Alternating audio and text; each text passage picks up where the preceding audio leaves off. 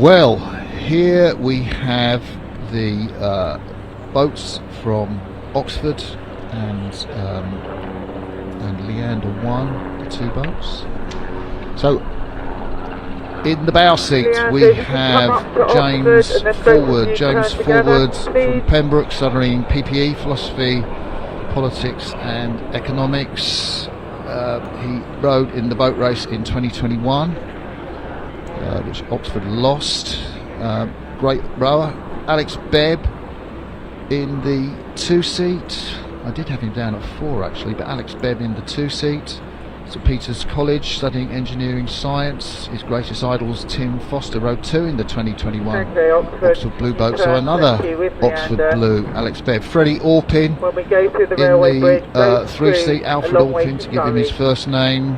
Qualified for the Prince of Wales at Henley. His rival, his greatest idols, Tom Ransley, the British Rio gold medalist in the 8. Cambridge rower though, so that's controversial. I know, it is controversial.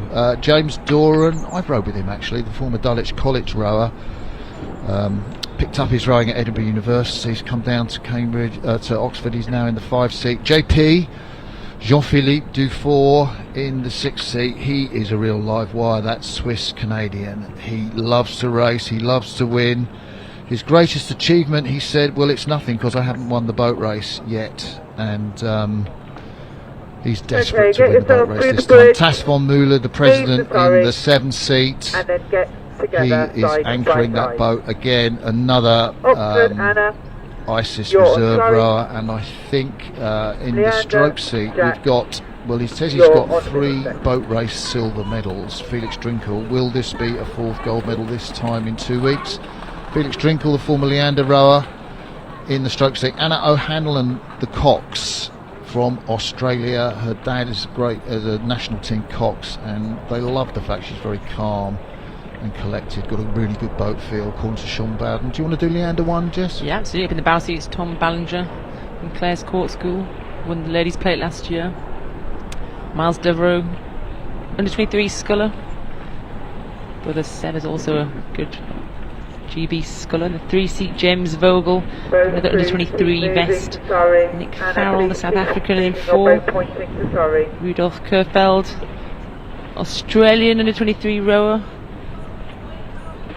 Further down the boat there in 6, Matthias Huller, Austrian under 23 rower from University of Washington.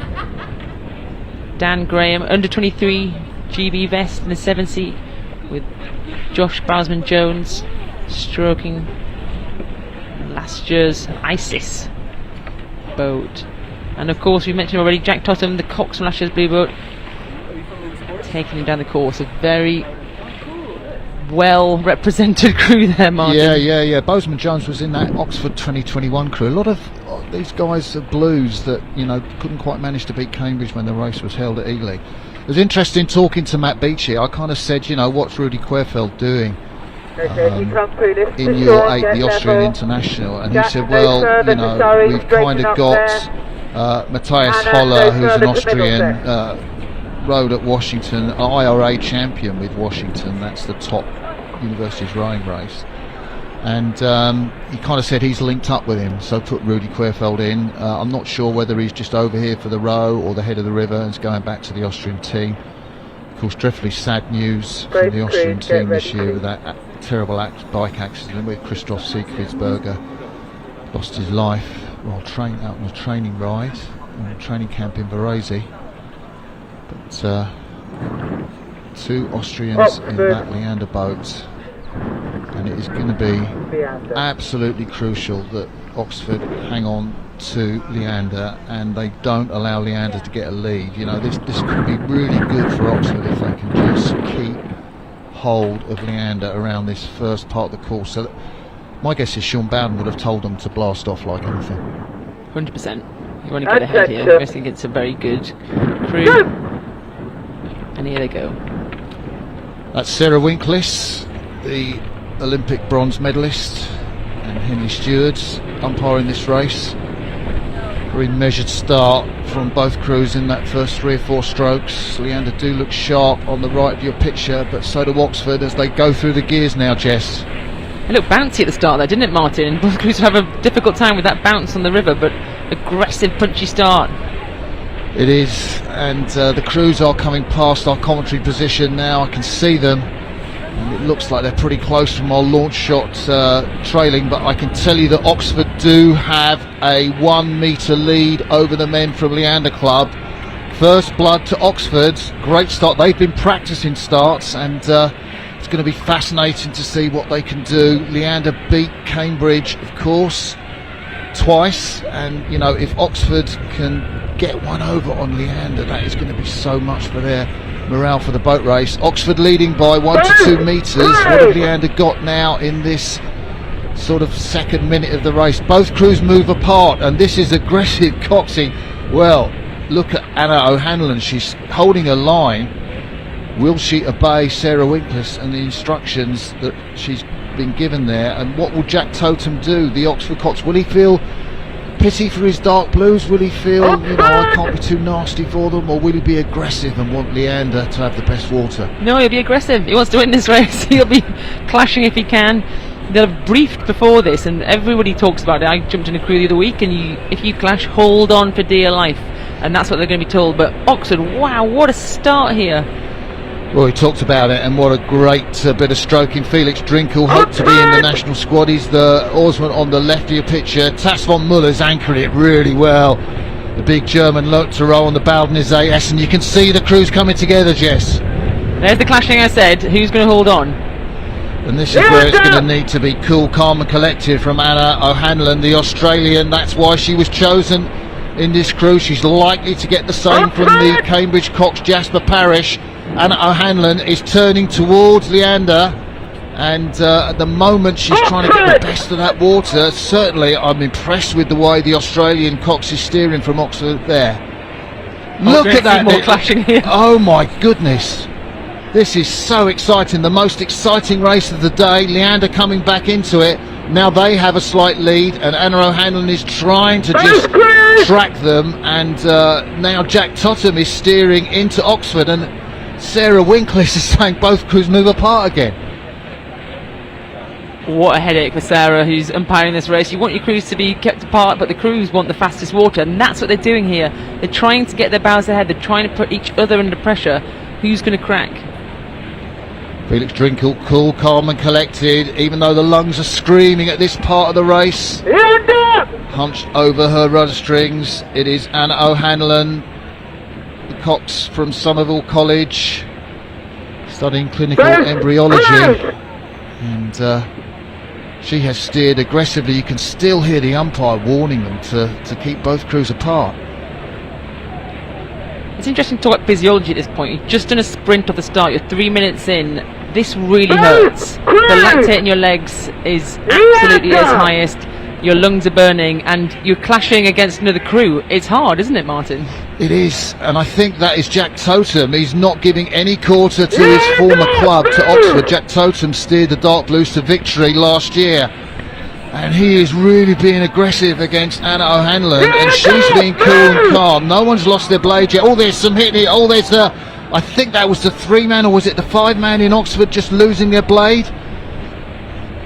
Sarah Winkless saying both crews move apart. Anna O'Hanlon not giving any quarter. I think she's lost a little bit there, but she's staying close on those puddles to Leander. Jack Totem, well, look, isn't he aggressive, Jess? Well, both of them being aggressive, and it's great from our seat. It's horrible if you're the umpire, and it's probably not very nice if you're in the bow or the 3-seat of the Oxford crew, because you're going to hit blades. We just saw there, when you clip a blade, you miss the water, you miss a stroke, and if you have 8 people and somebody misses that power, you lose a seat or 2.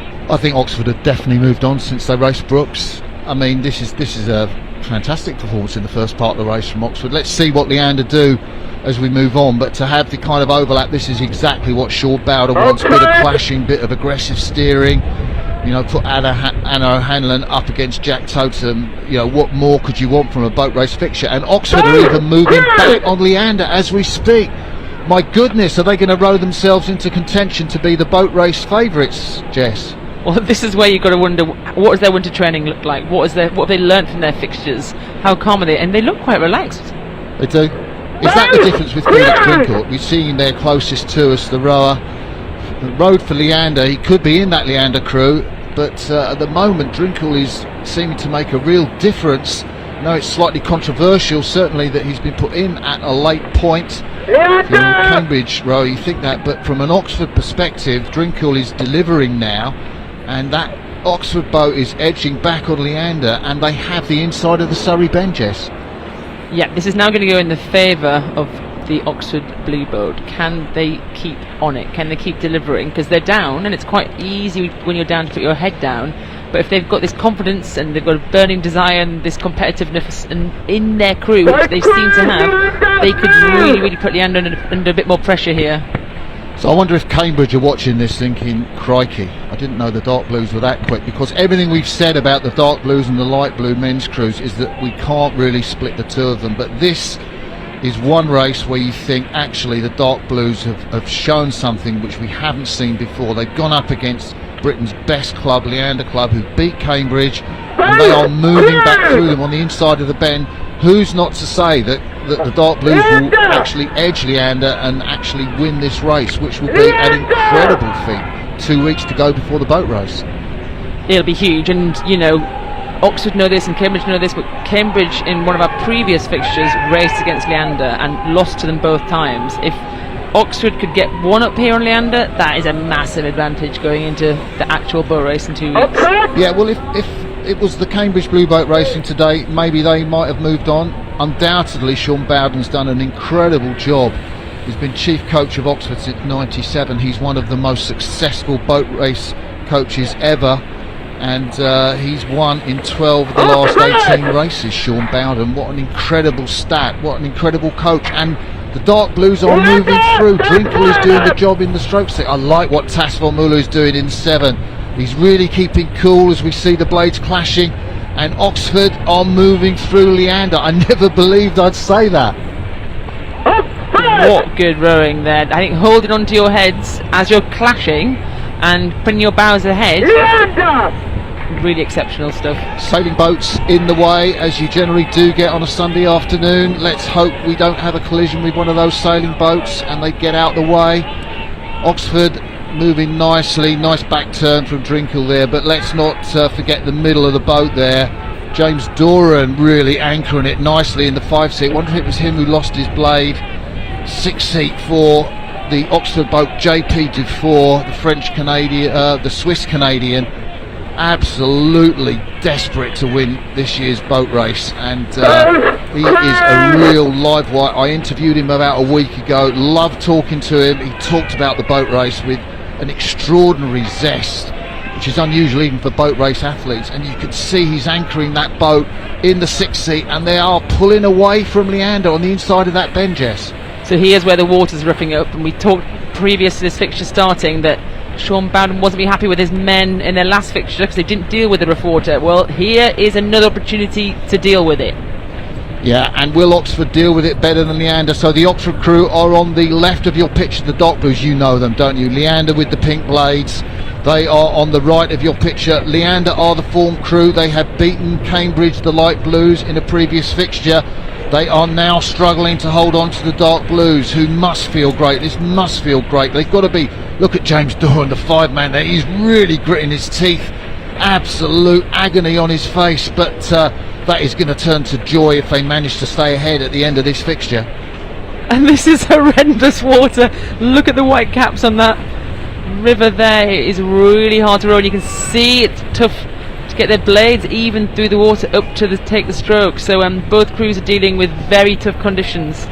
Jack Totem cocks the Oxford boat, that magical Oxford boat, one of the best ever to a boat race win last year. He knows this course, he knows these conditions, but he's and the 2-man of the Leander boat, Miles Devereux, just lost his blade there in the rough water. Maybe that's given a little bit of an advantage to Oxford, who have improved their rough water handling at the urging of their coach. Leander now desperate to hang on.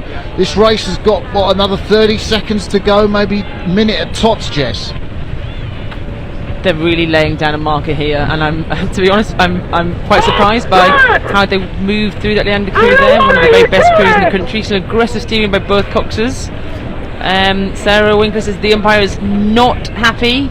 She's moved right across Anna O'Hanlon. What's she doing? She said, "What are you doing?" Did she say, "What are you doing to Oxford?" Can't believe what Anna O'Hanlon's. I've never seen such aggressivity. That is amazing. Watch out, Jasper Parris from Cambridge. Here is your equal, perhaps on the boat race course. Look at that rough water as they come round towards Chiswick Steps. Maybe about another 30 seconds. That was the most aggressive move I've ever seen, I think. Oh, and they finished there. Oh my God, that race had everything. Objection from Jack Totham. He is looking to disqualify Oxford and saying they didn't have enough room. And Sarah Winklis will go over. You can't disqualify Oxford because basically they won that race. But the Cox there didn't really need to move across. No, I think it was over aggressive. You know, she's basically.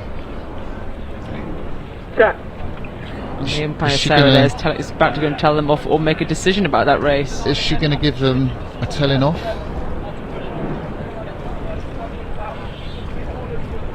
And Jack Totham saying, well, we had an opportunity to go back through and she moved right through. There's no love lost there between, the Leander Cox and his former club Oxford. It was only last year he was with him. No, but we see this truck man there, he's actually got his Bozeman Jones has got his Oxford Zephyr on, so he's showing a bit of loyalty to his old club. Oh, that's a good spot, Jess. Well done. Replay of that magic race. I wonder what the verdict is going to be. Do you think she's going to disqualify Oxford? I hope she's not, because all's fair in love and war, and the boat race is about war. We'll hear what she's got to say, but we had it all there. Ups and downs and clashes and water conditions and objections. So if you want to see some high quality sport, it's happening right here. Unbelievable. Okay, what I saw. So have Oxford rode their way into being favourites for this year's boat race? You caused a foul and I was warning. If you had won the race, you'd have been disqualified. Oxford, you went ahead earlier than I wanted and you did not respond, but I'm going to let the results stand.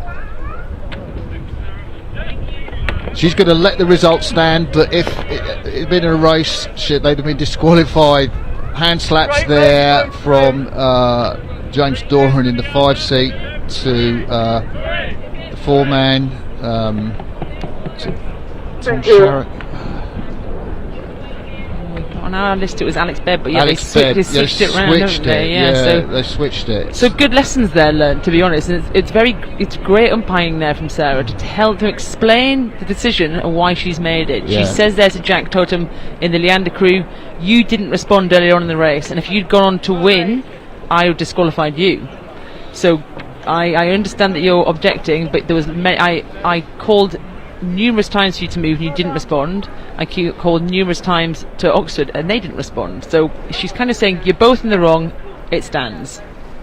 Yeah, I think, is it Tony Reynolds umpiring the men's boat race this year? So Sarah Winklis, one of the boat race umpires, has come out this afternoon, and they're always done so well. Was that the bowman of the Oxford crew? Just hanging on to his blade, James Forward. He could have lost it there and caused a big crab. And here's where the Oxford crew moved through, Jess. Yeah, you've got to remember Leander were up for most of that race. It was this bend here, I spoke about earlier, this big Hammersmith bend.